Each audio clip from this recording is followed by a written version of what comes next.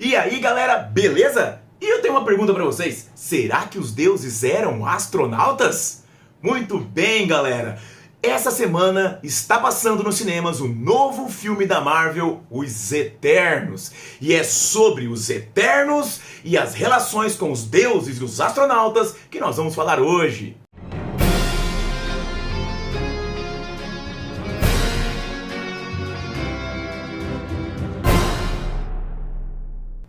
Oi galera, aqui é o Chessman e esse é o Senhor Nerd. E antes que a gente comece a falar já sobre o novo filme da Marvel, vamos então já pedir para vocês deixar o seu like, se inscrever no canal, ativar o sininho e ajudar então o Senhor Nerd a crescer e se tornar um canal que possa realizar vídeos para vocês todos os dias. Muito bem pessoal, hoje nós vamos falar sobre os Eternos. Já está no cinema o filme dos Eternos, o novo filme da Marvel, o novo blockbuster da Marvel e está gerando grandes polêmicas. Alguns locais estão falando muito bem, outros locais estão falando muito mal. Mas sobre as polêmicas, sobre o que está acontecendo, gerando essas tantas transformações e tantas revelias, a gente vai falar num outro vídeo. Hoje nós vamos comentar a respeito de onde veio, o que são e principalmente o que é que os Eternos têm a ver com os deuses cósmicos, os astronautas, os celestiais.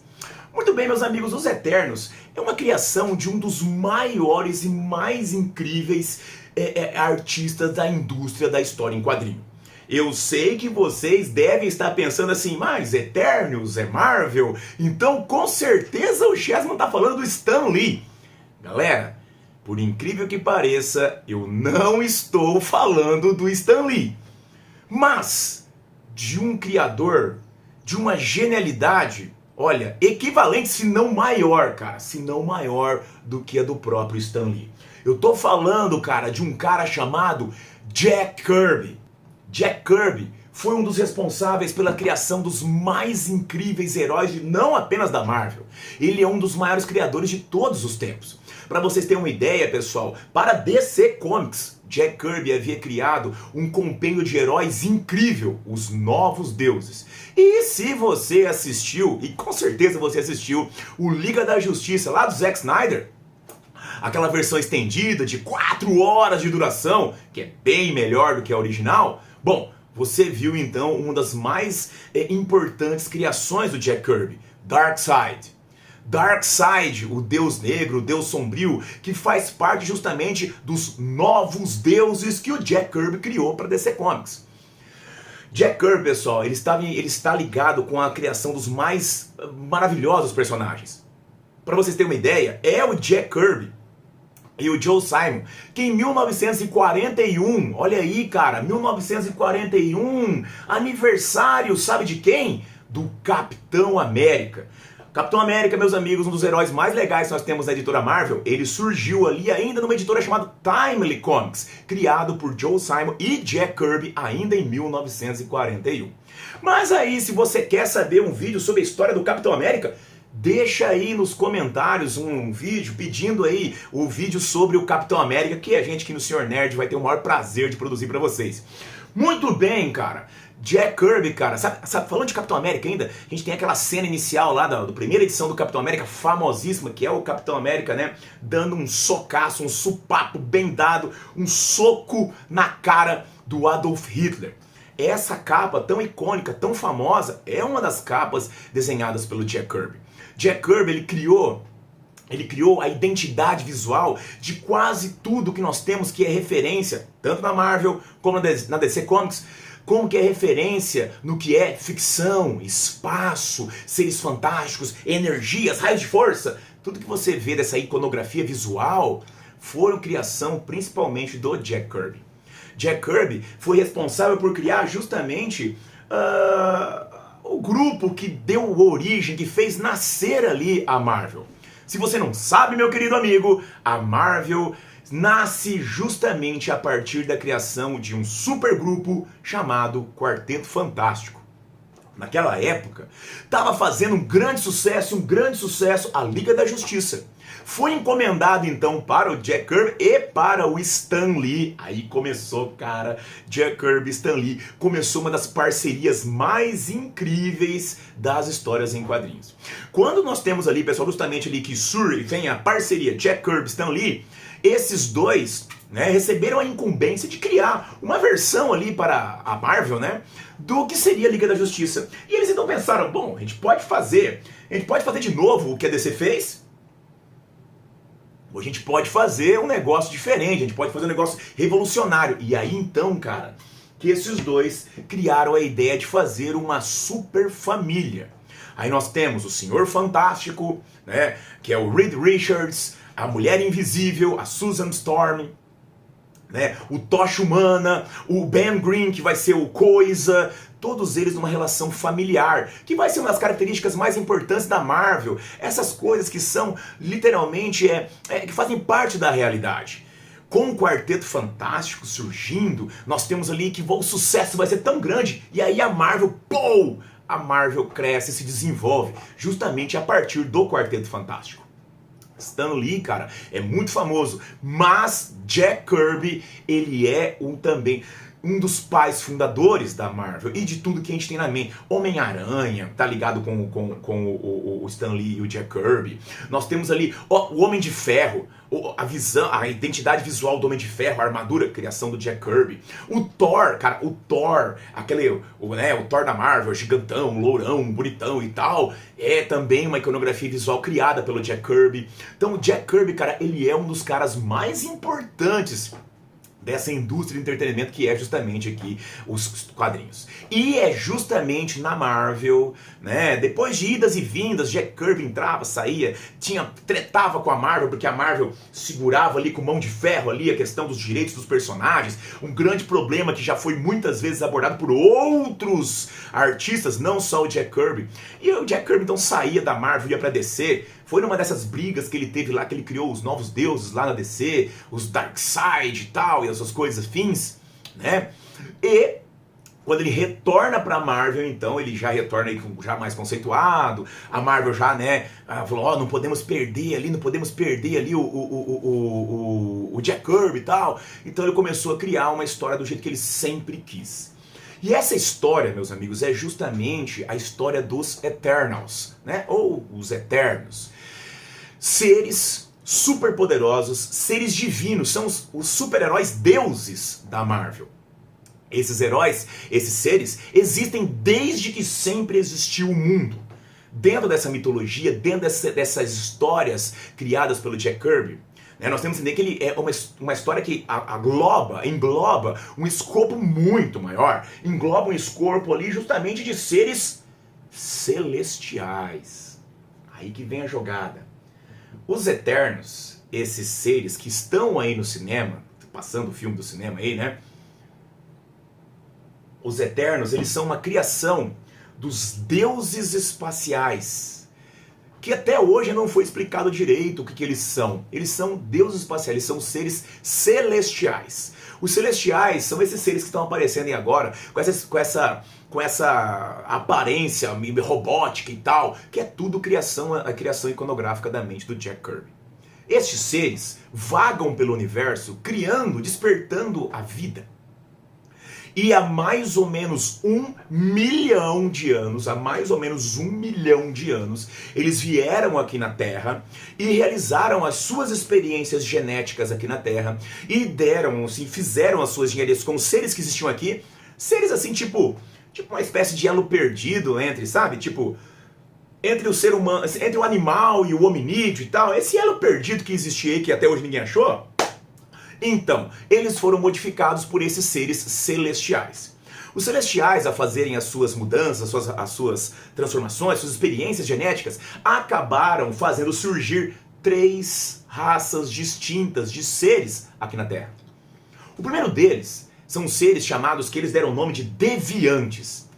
Essas experiências com os deviantes, elas surgiram seres, digamos assim, meio monstruosos, com o seu aparelho genético instável, gerando transformações e aberrações. Seres mais monstruosos, porém, que tinham uma capacidade de reprodução gigantesca, né? Nós até vemos um dos deviantes no trailer do filme que está passando nos cinemas aí. É aquele ser, o deviante que nós estamos vendo lá, é um ser que no trailer aparece segurando a Angelina Jolie pela mão, pelo pescoço, assim, ele pega a Angelina Jolie pelo pescoço assim, ó. Não dá pra ver direito, mas dá pra ver que ele é um ser que não é humano, ele é um deviante, um ser monstruoso. Não tem assim tantos poderes. Rarissimamente entre os deviantes surgem seres super poderosos, como esse que aparece no trailer, que chama Crow. Mas a gente vai falar dele mais pra frente. Muito bem, pessoal, como eu disse, fizeram surgir 3 raças. Uma raça, os deviantes, com seu material genético instável, por isso gerando essas monstruosidades. A segunda raça, nós, seres humanos. Os seres humanos são frutos de experiências dos celestiais, dentro da cronologia da Marvel. E aí, cara, esses seres humanos, eles ainda estão num processo de desenvolvimento. E os celestiais optaram por deixar esses seres humanos evoluírem segundo o seu próprio ritmo. No entanto, os celestiais criaram uma terceira raça, super poderosa, no ápice do desenvolvimento da engenharia genética. E essa raça criada no ápice do desenvolvimento da engenharia genética são os Eternals. Estes Eternos, né, eles têm aquele pacote, né, eles têm um pacote básico de super-herói, né? Super força, teletransporte, manipulação de energia, telepatia, né? Fator de cura, velocidade, né? Transmutação, é o pacote geral aí de todo super-herói. Claro que alguns Eternals têm mais poderes em uma determinada área do que outros e tal. E estes Eternos, eles são esses seres super poderosos, esses são esses seres imortais, por isso chamam-se Eternos. Como assim? Eles não se ferem? Não. Os Eternos, eles são imortais porque quando o seu corpo físico é destruído, ele é corrompido, desmaterializado, esse corpo renasce numa base lá que eles têm lá e tal, e o cara, tipo, como se o cara reencarnasse. Ele, tipo, baixa o download, tá ligado? O corpo refaz, aí baixa o download ali da mente do cara, ele renasce com todas as memórias, com tudo que ele tem. Por isso são seres eternos. Pô, mas esses seres são muito poderosos. São imensamente poderosos. Porém, eles têm, como todo ser, eles têm um problema, uma fraqueza que os incomoda muito. Que é o fato de que esses seres não possuem livre-arbítrio. Eles estão amarrados e presos dentro das ordens que eles receberam de seus mestres, os celestiais. E essas ordens incluem o fato de que os Eternos estão aqui para 1. Proteger a humanidade dos deviantes.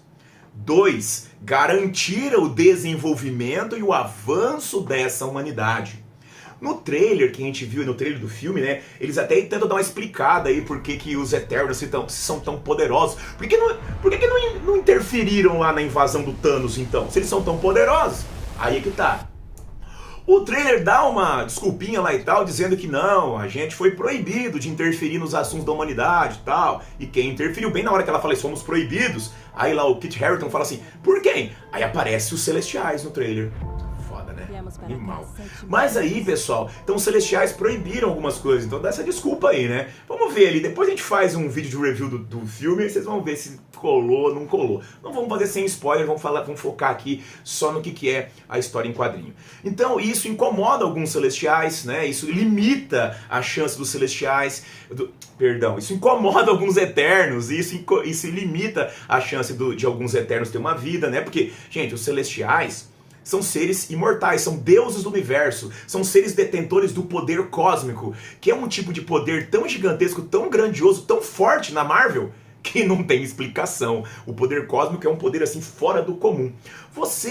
Se você se lembrar, lá no filme do Guardiões da Galáxia, né, Guardiões da Galáxia, apareceu já os Celestiais, que é aquele chamado Lugar Nenhum, que é a cabeça decepada no Celestial, que eles estão minerando lá, né? Aparece no Guardiões da Galáxia 1, aparece no Guerra Infinita, todo esse local aí que era uma cabeça do Celestial decepada. E no filme não se fala por que ele morreu e tal. Provavelmente agora com o surgimento dos Eternals, né? Provavelmente agora com o surgimento deles a gente vai descobrir como é que morreu aquele Celestial lá, né? Enfim, retomando. Lembre que nós fizemos um vídeo sobre o Desafio Infinito? Eu já mostrei para vocês ali alguns celestiais ali que nós temos ali naquele vídeo do Desafio Infinito.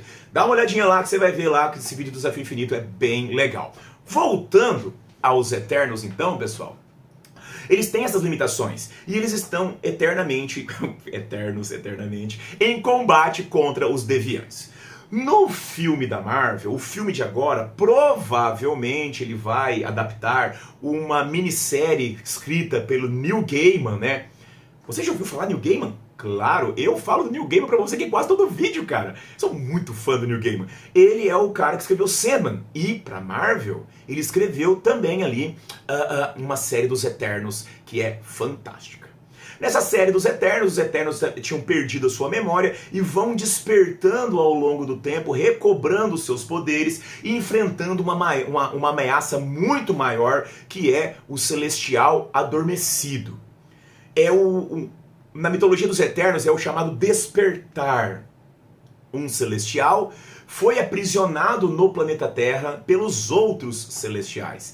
E é provavelmente, pelo que a gente vê no trailer, tem uma hora que a Salma Hayek fala assim, olha, a energia despertada pelo blip foi o suficiente para iniciar o despertar. Então provavelmente vai ser isso, vai ser o despertar do Celestial Adormecido. Correto? E nesse ponto, né, pessoal, nesse quesito aí da história do Neil Gaiman, eles vão tentar impedir, porque quando o Celestial Adormecido despertar, a sua proposta é destruir a humanidade. Porque o Celestial Adormecido, né, que é chamado de Celestial Adormecido, ele era convocado justamente quando era necessário rebutar um experimento dos Celestiais. Imagine assim, os Celestiais chegaram na Terra, começaram a fazer as experiências, deu tudo errado, e aí então eles vão rebutar o planeta e começar de novo. Aí o Celestial Adormecido era convocado e ele libera uma horda de seres destruidores.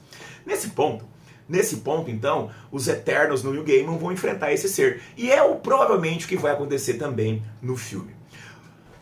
Não deve ser exatamente a mesma coisa, né, meus amigões? Porque você sabe muito bem que adaptação cinematográfica, quadrinho é muito diferente.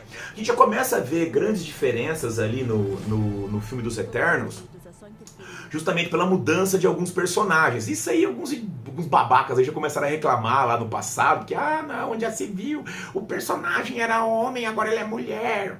Isso é babaquice. A essência do personagem está bem ali pelo jeito ali ainda, bem feitinha ali ainda.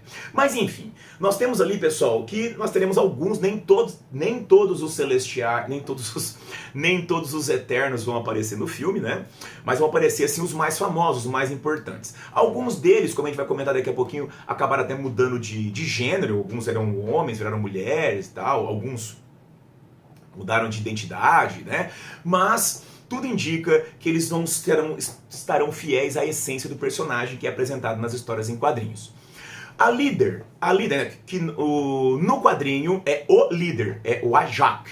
Ajak, que no filme será interpretado pela Salma Hayek, é, né, o líder dos Celestiais. A gente vê ela várias vezes aparecendo no trailer e tal, né? Ela maravilhosa sempre, né, Salma Hayek. E aí ela que fala do despertar e tal, ela tem alguns poderes, né? Ela é mestre em combate corpo a corpo, ela manipula energia, ela é super poderosa, correto? E nos quadrinhos, a Ajak é o único dos Eternos que consegue se comunicar com os Celestiais. Então ela faz a ponte lá entre os Eternos e os Celestiais. Como no filme ela é a líder, provavelmente ela vai também ter esse poder de se comunicar ali com os Celestiais, né? Os seus criadores e tal.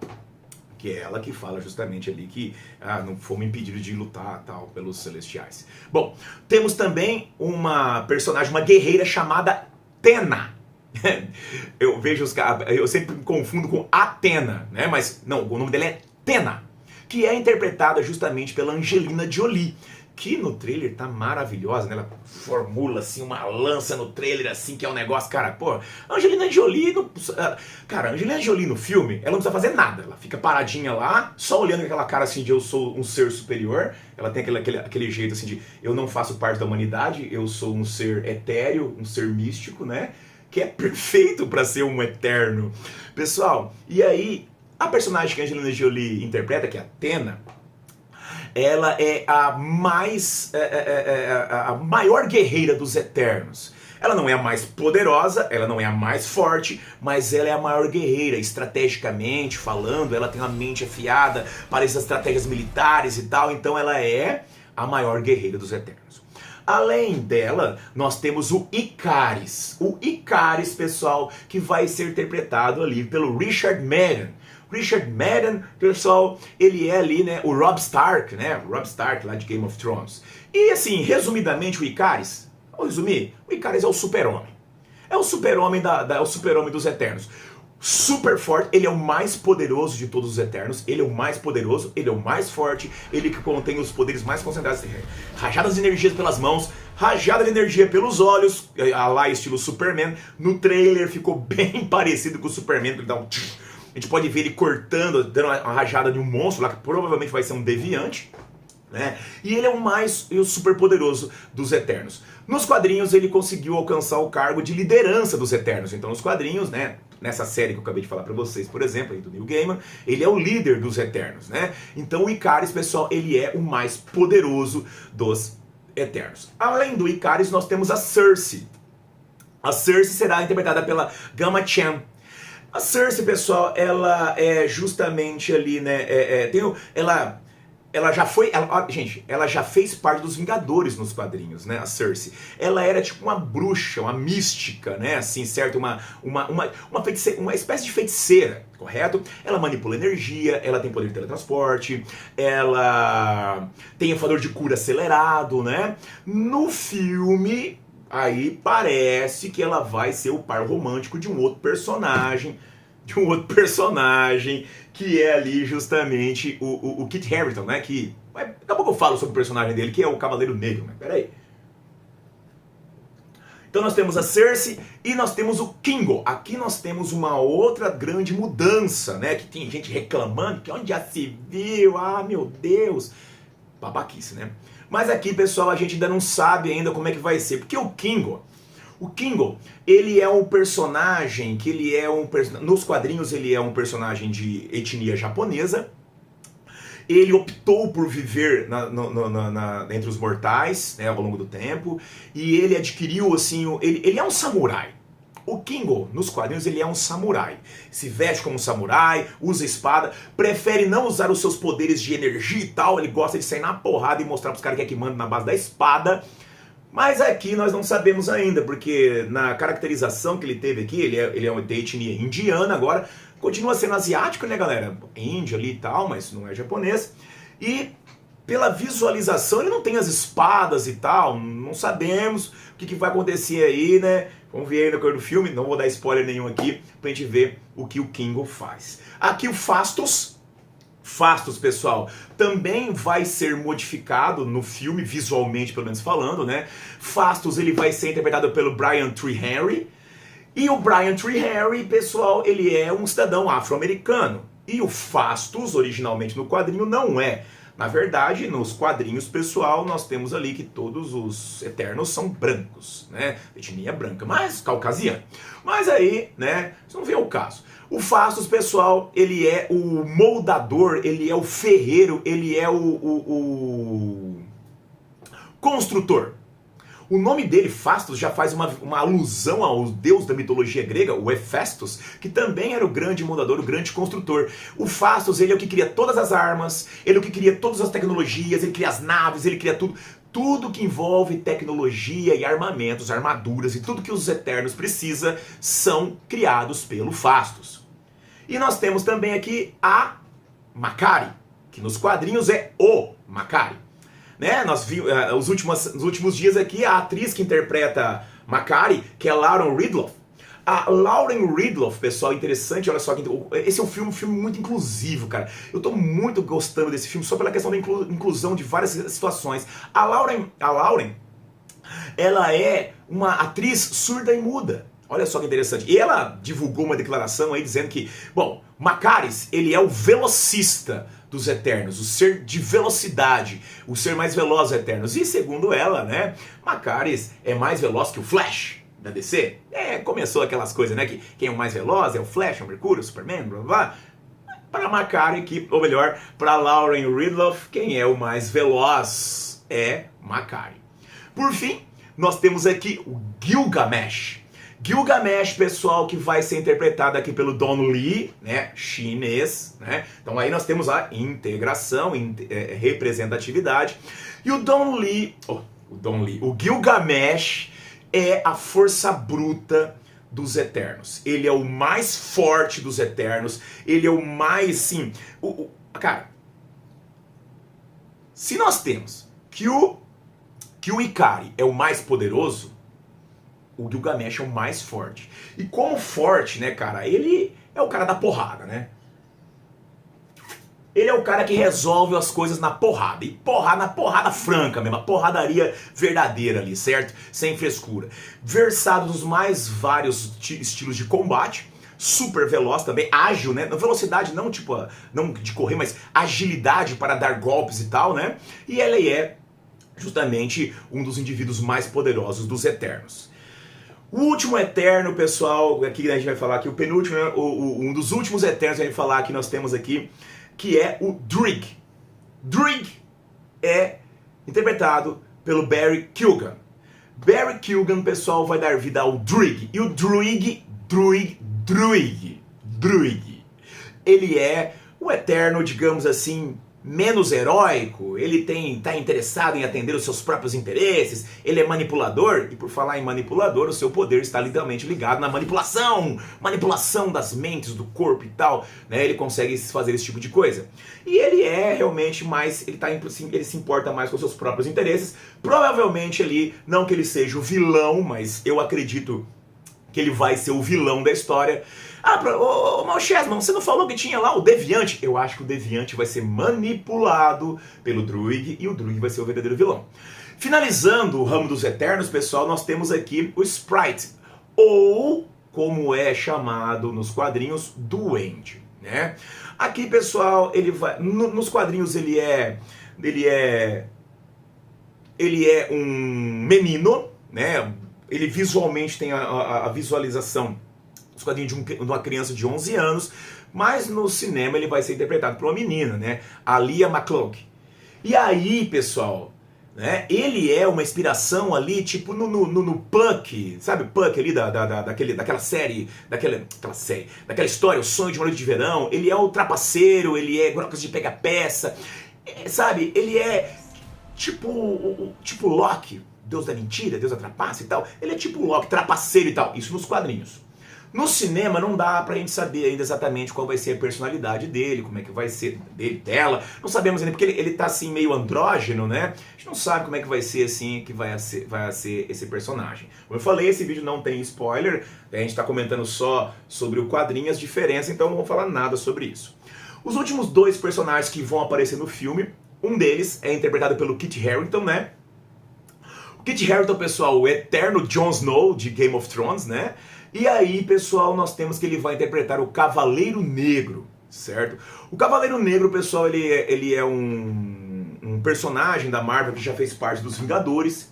Ele não tem superpoderes assim tal, né? Ele é um homem muito bem treinado, só que ele tem a espada ébano, certo? Ele tem uma espada que corta absolutamente qualquer coisa, né? Corta qualquer coisa, é uma espada mágica. Ela tem a lâmina negra e ela induz o seu portador a executar atos de violência. Tá ligado o anel do poder do Sauron, né?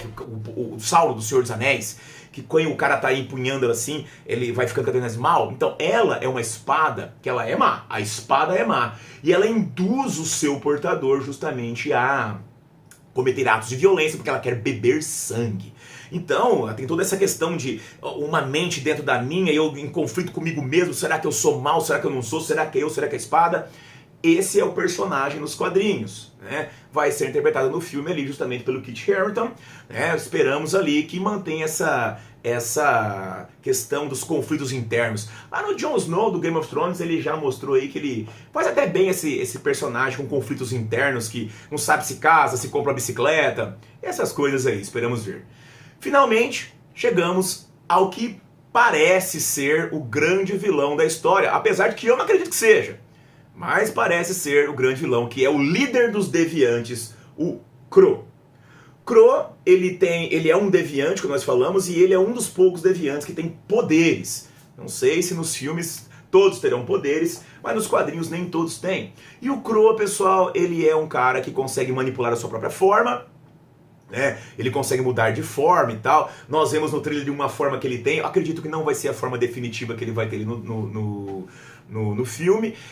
Nos quadrinhos, o Crow, ele também tem super força, ele tem resistência, fator de cura, aquele pacote básico de todo personagem de história em quadrinho. Mas tem uma coisa que é interessantíssima sobre esse personagem. Não é só porque ele é o líder dos deviantes. Ele e a personagem Pena, lembra? Angelina Jolie e o Crow, eles formam um casal romântico. Eles se apaixonam. E é bem interessante você ver que ele está envolvido, né? A gente já falou aqui, ele pega ela pelo pescoço, assim, ele se aproxima do rosto dele, que é um rosto meio monstruoso e tal. Até por isso que eu acho que não vai ser ali a forma final dele, que acredito ali que o segredo deles serem amantes, deles serem enamorados, vai acabar motivando ali justamente essa história. Muitas coisas vão acontecer por causa desse romance. Eu acho que, na verdade, o trailer vai girar ao redor disso. Assim, sabe? O grande conflito que nós teremos ali é a descoberta desse grande segredo e tal, que vai ser manipulado ali pelo Druig. E pra mim, vai ser desenrolando nessa linha. Muito bem, meus queridos amigos. Esses são os principais pontos que nós temos ali sobre os Eternos. Uma das mais incríveis e mais magistrais criação de todo o tempo nas histórias em quadrinhos, que nós devemos agradecer indefinidamente ao Stan Lee. A Stan Lee e ao Jack Kirby. Nós temos que agradecer infinitamente aos dois, Stan Lee e ao Jack Kirby. Principalmente ao Jack Kirby, né? Mas olha só, pessoal, veja bem. Respondendo à pergunta inicial do vídeo, será que os deuses eram astronautas? Bom, como vocês puderam ver no decorrer do nosso vídeo, para a Marvel, os deuses eram astronautas. No caso, os deuses eram os celestiais. Um grande abraço, meus amigos. Vida longa e próspera. E até a próxima. Tchau, tchau, galera.